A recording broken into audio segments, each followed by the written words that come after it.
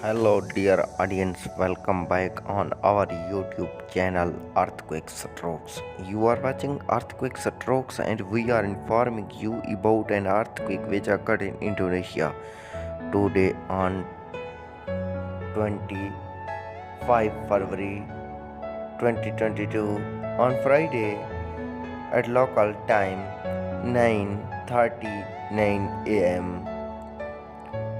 and strong earthquake hits Indonesia.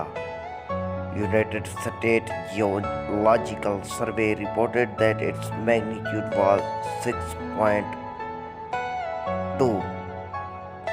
After the United States Geological Survey, other agencies reported a same magnitude. The exact magnitude of the earthquake will be shared after next few minutes or hour, or other agencies can share.